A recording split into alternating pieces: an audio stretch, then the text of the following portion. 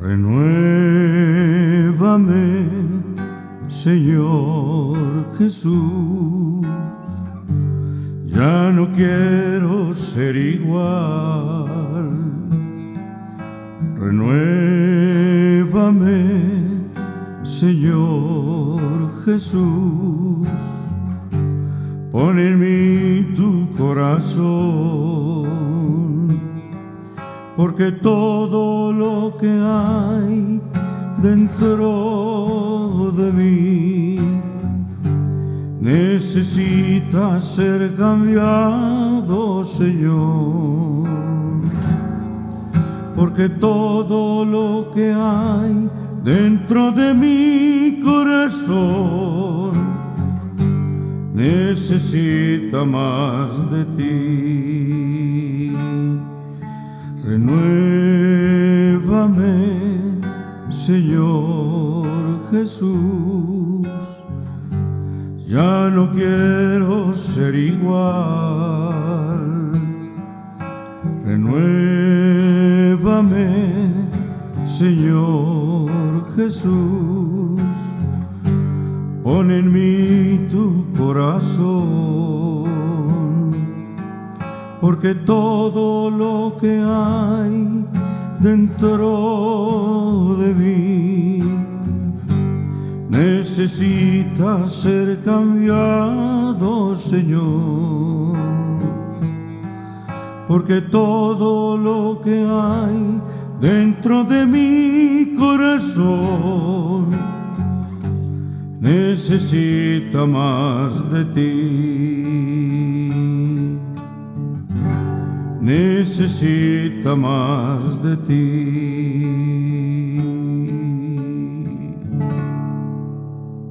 ¿Qué tal, mis amados? Un saludo muy afectuoso, Luis Eduardo López, el siervo de Jesucristo. Vamos hoy a mirar la anunciación a la Virgen María del nacimiento de Jesús. En Lucas capítulo 1, desde el versículo 26 hasta el 56, es el cumplimiento de las promesas de Dios que han sido dadas en las Sagradas Escrituras, como nos dice el libro de Romanos, que es nuestro Salvador nació, según las Sagradas Escrituras, en cumplimiento y del linaje de David, descendiente de Abraham. Es nuestro Dios, nuestro Rey, nuestro Salvador. La Biblia es fiel, la Biblia es sin lugar a dudas palabra de Dios, porque todo esto fue escrito con cientos de años de anticipación y se cumplió cabalmente. Y la humanidad no ha salido nunca de problemas precisamente por la incredulidad, y cuando quieren escapar de problemas salen de uno y se meten en otro. ¿Por qué? Porque tenemos que tener una dependencia total y una dirección de nuestro Dios. El ser humano, estando en dificultades, le echaba la culpa a Dios. Lo vimos en el capítulo 8 del libro del profeta Isaías, cómo el ser humano buscaba el consejo en los encantadores, en los adivinos, en los que susurran, y hablando respondían: no consultará el pueblo a Dios, consultará a los muertos por los vivos. Quieren consultar a los muertos, a los que ya no están. Salomón escribió que aún hay oportunidad para el que está entre los vivos, pero siguen consultando a los muertos y no creen a la palabra de Dios, porque se han inventado cuánta doctrina, religión, credo o asuntos místicos o supersticiosos, y le creen a esas cosas cuando la palabra de Dios ha confirmado una y otra vez que es veraz. Y entonces dice que cuando se les vienen las calamidades, entonces se van a enojar contra el rey y contra su Dios, y levantan su rostro en alto. El ser humano no quiere oír, y este es una de las promesas más hermosas que tenemos en las Sagradas Escrituras, donde el nacimiento de nuestro Señor Jesucristo fue anunciado unos 750 años antes de la ocurrencia de ese magno acontecimiento, el ingreso del Dios eterno en el orden temporal. Nos dice entonces la Sagrada Escritura, como está escrito por el profeta Amós, que no va a hacer absolutamente nada nuestro Dios sin antes anunciarlo a sus siervos, los profetas. Dios lo tiene anunciado todo con anticipación. Nos dice entonces en primer lugar, 1:26, al sexto mes, el ángel Gabriel fue enviado por Dios a una ciudad de Galilea llamada Nazaret, a una virgen desposada con un varón que se llamaba José, de la casa de David, y el nombre de la virgen era María. Vemos entonces en primer lugar que aparece el mensajero de Dios. Lo habitual ha sido que Dios ha hablado a su pueblo a través de los profetas, pero también ha hablado directamente el ángel de Jehová a nuestro Dios, y en ocasiones habló directamente el Dios eterno, y en otras ocasiones envió mensajeros. Hay un ángel que es llamado el mensajero de Dios, que es el ángel Gabriel, como nos dice aquí, que fue enviado al sexto mes. Vamos a ver por qué el sexto mes. No encuentro otra razón que la confirmación de la veracidad, pero era el sexto mes, como termina esta primera parte del mensaje, que su prima, que era ya vieja y estéril, llevaba 6 meses, de manera que le daba una prueba irrefutable del poder de Dios, de la veracidad de Dios, de lo que le estaba anunciando. El ángel desciende por encargo de Dios, y desciende del cielo a una ciudad insignificante. ¿Por qué es una ciudad insignificante? Cuando Jesús está reclutando a sus discípulos, encontró Felipe a Natanael y le dijo: hemos hallado a aquel de quien escribió Moisés en la ley como los profetas, a Jesús, el hijo de José de Nazaret. Hemos encontrado al Mesías del que escribió Moisés, se llama Jesús, el hijo de José de Nazaret. Y Natanael le dijo: ¿de Nazaret puede salir algo bueno? Despreciando y menospreciando y hablando peyorativamente del pueblo de Nazaret, para que se cumpliera la palabra dicha por el profeta, que será llamado Nazareno, Nazareno de un tronco de un árbol, como lo dice Isaías capítulo 11. Él visita, dice la escritura ahí que visita a una virgen, pero el profeta Isaías no se refiere a una virgen, sino a la virgen, como decir que Jesús es camino, verdad y vida es un error. Jesús es el camino, Jesús es la verdad, Jesús es la vida, y es la virgen escogida por Dios. No fue cualquier virgen, y fue la escogida por Dios, como lo vamos a ver, que estaba comprometida y en promesa de matrimonio, y esa promesa de matrimonio era tan válida como el matrimonio mismo, que se rompía solamente con el divorcio. No se celebraba el matrimonio antes de un año, era una promesa de matrimonio, y si el marido moría, pues antes del matrimonio y después del desposorio, era habitual encontrar lo que se llamaba una virgen viuda. Solamente había ruptura de ese pacto de desposorio o contrato matrimonial con el divorcio. Se celebraba un contrato, había un regalo de parte del varón, el padre de la novia entregaba una dote, había unos aportes económicos y había una regulación económica desde la celebración. Se firmaba el contrato, se tomaban un odre de vino con el suegro, hacían la fiesta, se tocaba el shofar y él se iba a organizar la casa. En la casa de mi padre muchas moradas hay. Después volveremos sobre esto, pero en ese compromiso dice que estaba desposada con José, para significar, aunque José no fue el padre biológico, fue el padre que se legalizó, porque fue el padre adoptivo, hubo legalidad y esto legitimaba al hijo de María, que es el Hijo de Dios, lo legitimaba para el trono de David. Entonces nos dice que esa virgen se llamaba María y José era descendiente de David, como se los digo, por el hecho del matrimonio, el nacimiento del Hijo que fue engendrado sobrenaturalmente.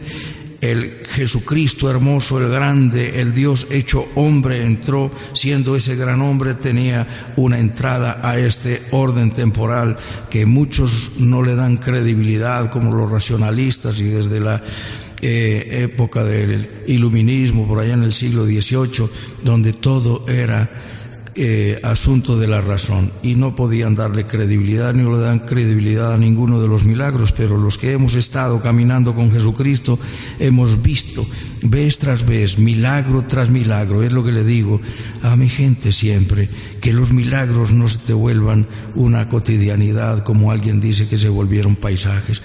Para mí el milagro todos los días, los milagros no asombrosos, y veo gente sanándose, veo liberaciones de espíritus inmundos que son tratadas por psicólogos y por psiquiatras, pero que ellos, como no creen en esto, le dan otro tratamiento y están dándole fármacos a la persona, pero es un asunto de posesiones demoníacas y es una gran realidad que Jesucristo vino. Si por el dedo de Dios echó fuera al demonio, es que el reino de Dios está entre vosotros, nos dice la Sagrada Escritura, Jesucristo en los Evangelios. Miremos el saludo del ángel, un saludo muy especial. Entrando el ángel en donde ella estaba, dijo: salve, muy favorecida, el Señor es contigo, bendita tú entre las mujeres. La Virgen María, muy favorecida. ¿Favorecida por qué? Porque entre millares de mujeres, de vírgenes, el Señor la escogió a ella, y vamos a ver cuál fue la reacción de la Virgen María. Ella nunca se creyó merecedora, no creyó que hubiera méritos para ella tener un derecho legal que Dios no le pudiera negar. Ella no lo pidió, sino que ella fue escogida, tanto que ella entró en asombro y le dice: salve, muy favorecida, bendita tú entre todas las mujeres, el Señor está contigo. Y entonces es un saludo muy especial que la turba a ella. Nos dice, y el versículo 29, mas ella cuando la vio se turbó por sus palabras y pensaba: ¿qué salutación será esta? Se asustó, se asombró. ¿Qué es lo que está pasando? ¿Qué será todo esto? El ángel le dice: no temas, has hallado gracia delante de Dios. Has hallado gracia delante de Dios. ¿La gracia de quién es? El amor del Padre, la gracia del Hijo y la comunión del Espíritu Santo. Nos dice 2 de Corintios capítulo 13 versículo 14, así se despide Pablo de los Corintios diciendo: la gracia del Señor Jesucristo, el amor de Dios y la comunión del Espíritu Santo sean con todos vosotros. Nos dice que cuando la maldad sobre la tierra era mucha, Noé halló gracia delante de Dios. Génesis 1:7.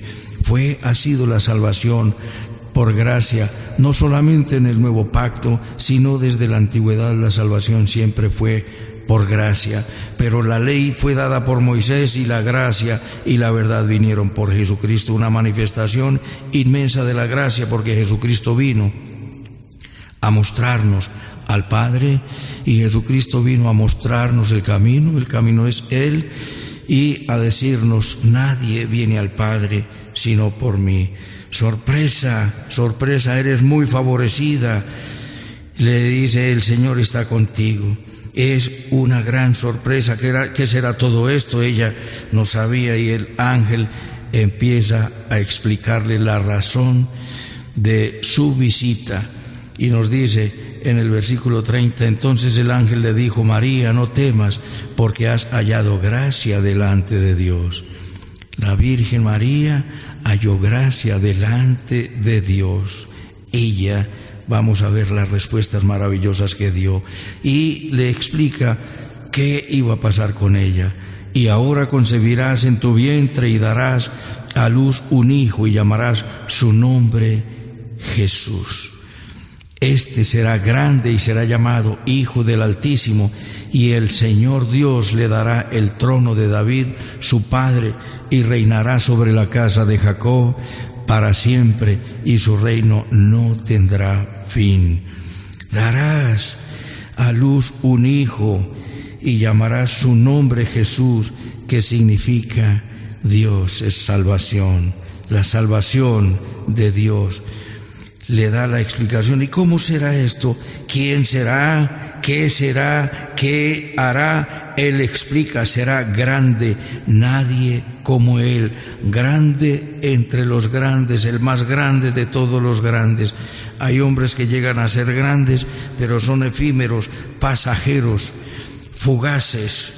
Y nos dice el anuncio del profeta Isaías también, porque hijo nos es nacido, niño nos es nacido, hijo nos es dado, y el principado, es decir, el gobierno, sobre su hombro, es decir, el poder y la autoridad estarán sobre él, y llamará su nombre admirable, consejero, Dios fuerte, Padre eterno, Príncipe de paz. Será grande, el más grande entre los grandes es nuestro Señor Jesucristo, pero la gente sigue aclamando a otros como grandes, como aquellos cantantes de rock famosos que dijeron: nosotros somos más grandes que Jesucristo. Nosotros pasaremos a la historia y Jesucristo será olvidado. Ellos, el que dijo esto murió en su vómito ahogado, y Jesucristo sigue siendo el grande, el irreemplazable, el que no tiene comparativo. Será llamado Hijo del Altísimo, el Hijo del Dios eterno, porque así dijo el alto y sublime, el que habita en la eternidad y cuyo nombre es el Santo. Yo habito en la altura y la eternidad, con el manso y humilde de corazón, para hacer vivir el corazón de los afligidos, de los humildes. El Altísimo, el Hijo del Altísimo. Y dice que Dios le dará el trono de David, su padre, y reinará por siempre.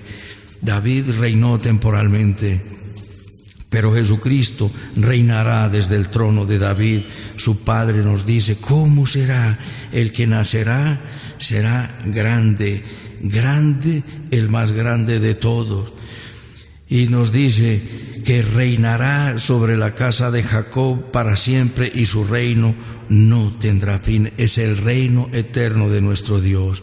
Ha habido gobiernos de los hombres durante toda la existencia de la humanidad, y el hombre ha querido gobernar no solamente porciones de la tierra, porque después del diluvio Dios le dijo a la humanidad que se dispersaran, le dijo: dispérsense, y ellos no querían hacerlo, pero Dios confundió sus lenguas después de que Nimrod quiso hacer una torre para llegar al cielo y hacerse un nombre, pero Dios los dividió porque confundió sus lenguas, generó un lenguaje diferente para diversidad de pueblos, y ellos fueron produciéndose de acuerdo a las condiciones ambientales, geográficas, los rasgos físicos que determinaron las diferentes etnias. Pero de un solo linaje de los hombres Dios hizo a toda la humanidad, como le dijo Pablo a los griegos.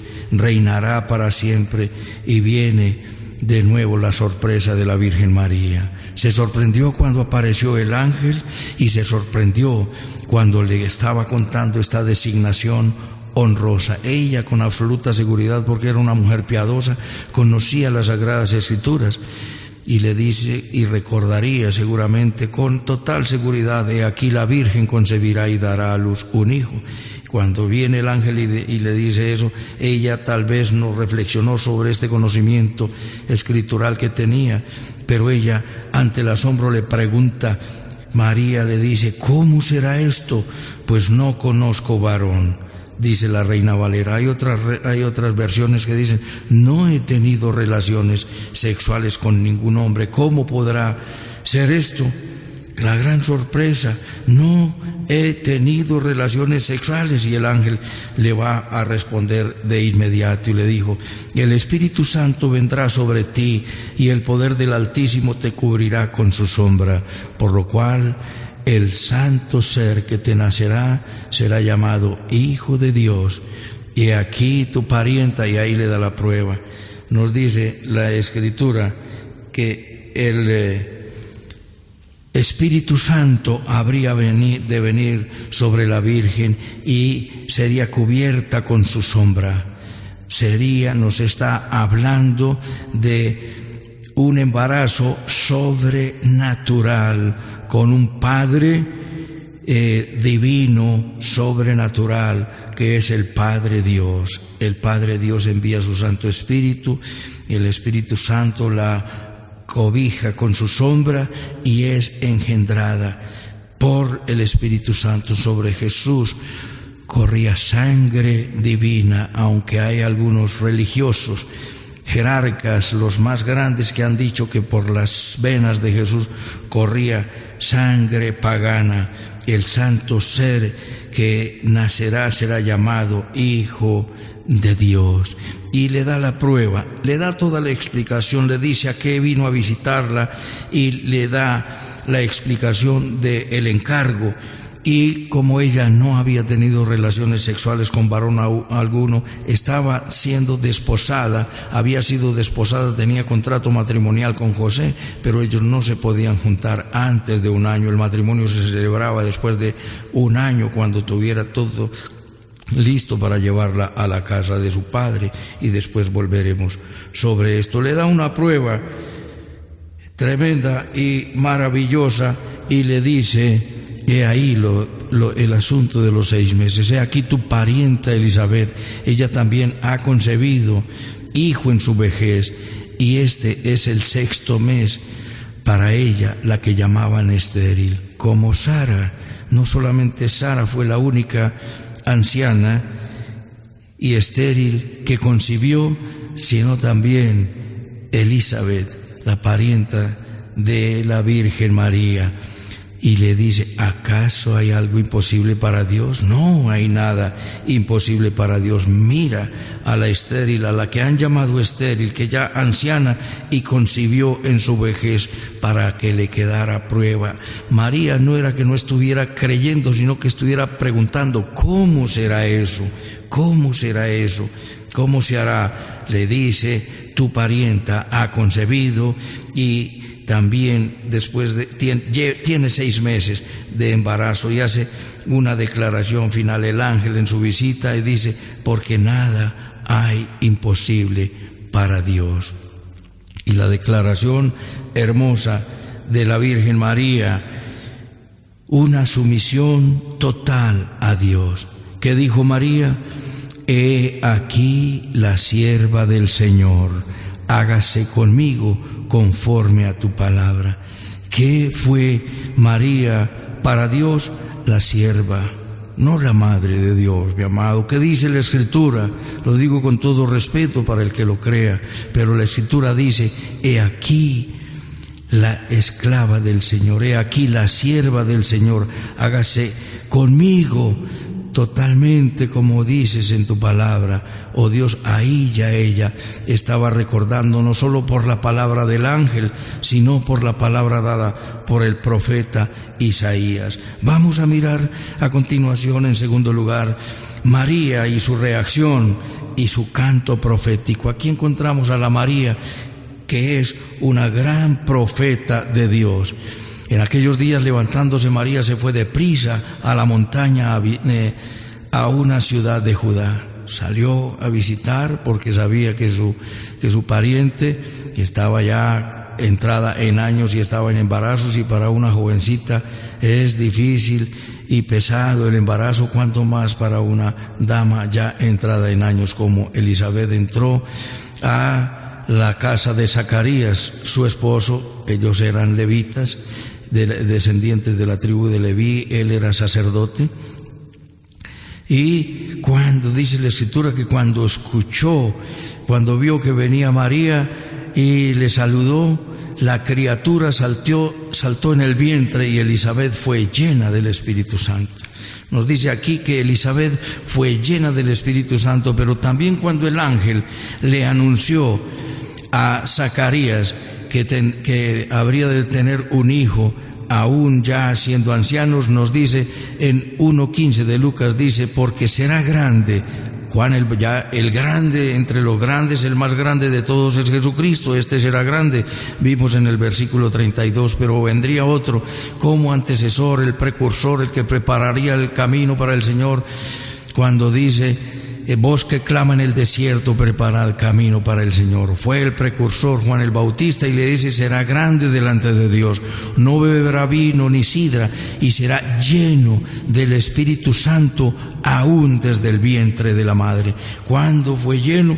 Cuando María ya fue a visitar a su pariente, y en el saludo fue tanta la emoción porque Dios había dado también a Elizabeth, lo concluimos por la exclamación. Exclamó a gran voz y dijo, bendita tú entre las mujeres y bendito el fruto de tu vientre. Bendita tú, le dijo a la Virgen María, cumpliéndose la palabra dada por el ángel en el versículo 28, salve muy favorecida, el Señor es contigo, bendita tú entre las mujeres. Elizabeth es la primera que le da ese reconocimiento al decirle, bendita tú entre las mujeres y bendito el fruto de tu vientre. Bendito el fruto de tu vientre, porque María ya iba con el Salvador en su vientre, y le dice, ¿por qué se me concede a mí que la madre de mi Señor venga? A mí, la madre de mi Salvador, el Dios humanado, el Dios hecho hombre, está en tu vientre y tú vienes a mí. Porque tan pronto llegó la voz de tu salutación a mis oídos, la criatura saltó de alegría en mi vientre. Y le dice Elizabeth a María, eres bienaventurada porque creíste. Mis amados, ¿quieres ser bienaventurado? Cree. María fue designada para grandísimos ministerios, para grandísimo trabajo, para un grandísimo encargo, pero para todo aquello que el Señor te encargue a ti, cree, solo cree. Creed en Dios y estaréis seguros, creed en su profeta y seréis prosperados. Cree a lo que Dios ha dicho y serás bienaventurado, como dice aquí el versículo 45. Y nos dice aquí que María irrumpe de inmediato en alabanza, y en una hermosa alabanza y un canto profético. Mira lo que dice. María dijo, engrandece mi alma al Señor. Entró en alabanza. Su alma le alabó, desde su alma, espíritu, alma y cuerpo irrumpieron en alabanza. Engrandece mi alma al Señor, y mi espíritu se regocija en Dios mi Salvador. Hermoso cántico conocido como el Magnificat. Dice, ¿por qué? Porque ha mirado la bajeza de su sierva. Mira lo que dice la Escritura. Ha mirado la bajeza de su sierva, no la bajeza de su madre. Porque María, quien fue sierva de Dios, sierva de nuestro Salvador, sierva del Eterno, entró en alabanza y en reconocimiento de la grandeza del Altísimo, diciendo, ha mirado la bajeza de su sierva, y alabó al Señor, y se gozó, se regocijó en su espíritu con el Salvador que llevaba dentro de su vientre. Tremendo encargo, maravilloso y sublime para ser la madre del Salvador. He aquí, desde ahora me dirán bienaventuradas todas las generaciones. Y María es una mujer bienaventurada, está en el cielo. El ángel le dijo, muy favorecida eres, y tan favorecida es que es llamada bienaventurada por todas las generaciones en adelante, porque me ha hecho grandes cosas el poderoso. Y vamos a mirar, santo es su nombre. Qué hermosa alabanza. Y dice: su misericordia es de generación en generación a los que le temen. La misericordia de nuestro Dios, por su misericordia no hemos sido consumidos. Grande es tu misericordia, nuevas son cada mañana.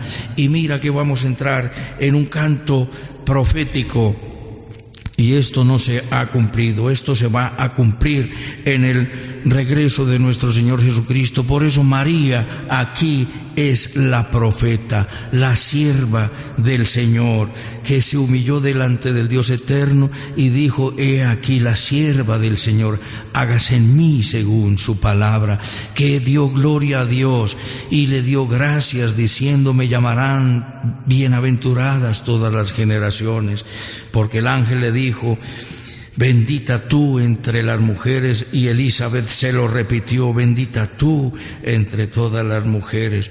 Entra en ese canto revolucionario, y hay una revolución moral. Número 1, hay segundo una revolución política y social, y número 3, una revolución económica. Mira la hermosura de este cántico de la Virgen María. Versículo 51, hizo proezas con su brazo, esparció a los soberbios en el pensamiento de sus corazones, quitó de los tronos a los poderosos, exaltó a los humildes, a los hambrientos colmó de bienes, a los ricos envió vacíos. Vamos a mirar, aquí están las tres revoluciones tremendas, de manera como una revolución. En primer lugar, una revolución moral. Esparció a los soberbios en el pensamiento de sus corazones. Los soberbios son aquellos encumbrados, grandes, que se han subido grandes en la grandeza de su fuerza o de su riqueza, porque el que tiene poder para poder. Esparció a los altaneros, los esparció en sus propios pensamientos. El Evangelio es la sepultura de la altivez, de la prepotencia, del orgullo, de la arrogancia. El Evangelio es la muerte al yo. Y el ser humano, cuando estaba yo en la universidad, nos enseñaban en una materia optativa, y nos enseñaban psicología criminal, y nos hablaban algo de esto, y era la exaltación del yo, el ello y el superello, la exaltación al yo. Pero llega uno a las Sagradas Escrituras y es la muerte al yo. El apóstol Pablo dice, 1 Corintios 15:31, se los aseguro, hermanos, que cada día muero. Termina diciendo, ya no vivo yo. ¿A qué morimos? Al orgullo, a la vanidad, a la prepotencia y a la altivez, para que no seas esparcidos como los altaneros y como los soberbios, como lo dice aquí en esta primera revolución moral. Moralmente el ser humano se encumbró y ha humillado al pobre, al desvalido, al que tiene menos, y el Señor le da gracia a los humildes. Los esparció, y es la muerte completamente a la altivez, a la prepotencia y al orgullo. Delante de Jesús nuestra vida queda hecha hilachas, porque recuerda que dijo el ángel de Jesús, será grande, no lo olvides, versículo 32 del capítulo 1, será grande delante de Dios. ¿Quiénes somos? Somos minúsculos. Somos ¿de qué se cree el ser humano? El grande es nuestro Señor Jesucristo. De manera que, número 1, esparció a los soberbios, a los altaneros y a los prepotentes. Lo dice como un hecho cumplido y en una conjugación del verbo en pasado, como si ya fuera realizado, pero esto ocurrirá en la segunda venida de nuestro Señor Jesucristo. En segundo lugar, una revolución política y social. Quitó de los tronos a los poderosos y exaltó a los humildes. Quitó de los tronos a los poderosos, nos dice que la arrogancia de los encopetados en el poder y en la autoridad, sea pública o sea privada, queda completamente destruida por el Evangelio. Por todo esto que te he dicho, mi amado, cada día muero. Como dijo Juan el Bautista, que lo entendió porque era un siervo de Dios, llamado desde el vientre de su madre como hemos sido llamados nosotros. Pero venimos, Juan el Bautista fue criado en la ley humilde y formado para ser el precursor de nuestro Señor Jesucristo, pero nosotros tuvimos otro tiempo y otra ocasión donde éramos unos arrogantes, soberbios y prepotentes, orgullosos y vanidosos. Aún podemos tener vanidad, orgullo y soberbia, pero cada día es menos, como lo dice el apóstol Pablo, y no quiero eso. Cuando nos miramos al espejo de la palabra de Dios, porque la Biblia es la que nos lee, no leemos nosotros la palabra. Cuando la leemos, vemos qué tan alejados estamos de Dios por nuestro orgullo, prepotencia y vanidad. Esa revolución política y social, cuando vemos a un alcalde, lo vemos como: mira, yo soy la primera autoridad del municipio, y espera que se le rinda pleitesía. Pero, oh Dios, que conozcan que tú eres el grande y que el ser humano separado de ti es nada, y el que está viviendo en esa soberbia será derribado en breve, porque ya Jesucristo viene. El Evangelio de nuestro Señor Jesucristo mata el orgullo y la prepotencia, la vanidad y la soberbia y la autoridad de los grandes, sean en la administración pública o en la administración privada. Y por último, una revolución económica. A los hambrientos colmó de bienes, versículo 53, a los hambrientos colmó de bienes y a los ricos envió vacíos. A los hambrientos colmó de bienes y a los ricos envió vacíos. A los hambrientos, pobres, necesitados y menesterosos, como lo vimos al mirar al profeta Isaías. Tiene una promesa para nosotros en el capítulo 25, donde te promete que te ha de saciar el Señor en el monte de Dios, y a todos los pueblos que le siguieron con banquetes de manjares suculentos, con banquete de vinos refinados y de gruesos tuétanos y de vinos purificados.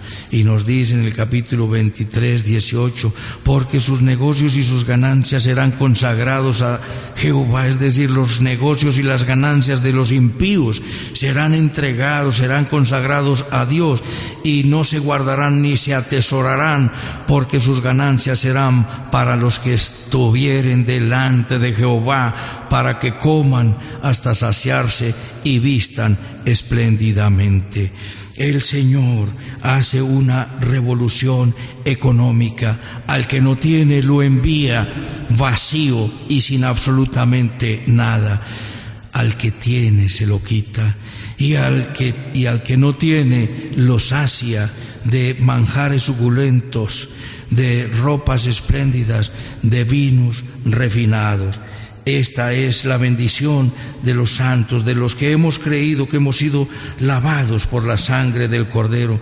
Porque una sociedad sin Dios es una sociedad de consumo, en donde solo se piensa en ganar más, acaparar más, almacenar más, sin importarle a aquel que no tiene y sufre. La avaricia y la codicia son la mentalidad del hombre sin Dios. Pero un hombre generoso, un siervo de Jesucristo, solo piensa en tener más y en tener abundancia para poder repartir y darle al que no tiene. Como dice Gálatas 6:2, sobrellevad las cargas los unos de los otros y cumplid así la ley de Dios. El Señor te saciará con abundancia de bienes. Este es el anuncio de nuestro Señor y Salvador Jesucristo. El ángel visita a la Virgen María, le da un aviso sorprendente: salve bien favorecida. Ella estaba comprometida con un hombre llamado José, de la descendencia de David, el cual legitimiza con el matrimonio y con la adopción el derecho legal al trono de David. muy favorecida, bendita entre todas las mujeres.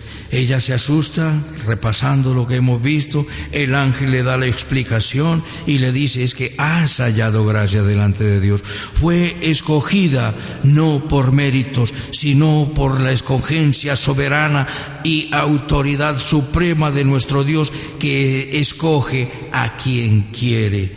María no creyó que tenía méritos, ni los reclamó, ni los pregonó, sino que reaccionó de manera humilde. Y el ángel le explica: concebirás y darás a luz un hijo y llamarás su nombre Jesús, que significa Dios es salvación. Será grande, le explica la grandeza del hijo que engendrá, que dará a luz, y se le dará el trono de David su Padre, y reinará para siempre. Su reino no tendrá fin. Ella, sorprendida, aún repasando lo que hemos visto, dice: no he tenido relaciones con varón alguno. ¿Cómo puede ser eso? Ella no estaba diciendo que no creía, sino: Señor, ¿cómo va a ser eso? Y él le explica que es el Espíritu Santo, y de manera sobrenatural el Espíritu Santo vendría sobre ella, la cubriría con su sombra, y el santo ser que habría de nacer sería llamado Hijo de Dios, y le da la prueba de los 6 meses de embarazo para la que era estéril y anciana, y le dice: no hay nada imposible para Dios. María responde de manera humilde. Ella no dice: gracias porque estaba esperando esto, porque soy meritoria, porque soy la Virgen, porque esto fue escrito desde la antigüedad. No, ella agachó su rostro, inclinó y dijo: he aquí la sierva del Señor, hágase en mí conforme a tu palabra. Y se fue a visitar, el ángel se fue de su presencia, se fue a visitar a su prima, la encuentra, y gran sorpresa, porque ella es llena del Espíritu Santo al ver la visita de la Virgen María, y le dice: bendito el fruto de tu vientre, bendita tú entre todas las mujeres. Y se siente honrada por la visita de la Virgen, la Madre del Salvador. La Madre del Salvador, nuestro Señor Jesucristo. Y entonces es llena del Espíritu Santo, y es llena la criatura en el vientre de la Madre. Irrumpe en ese cántico de alabanza: mi alma se alaba al Señor, engrandece mi alma al Señor, y mi espíritu se regocija en Dios mi Salvador, porque ha mirado. ¿Qué ha mirado?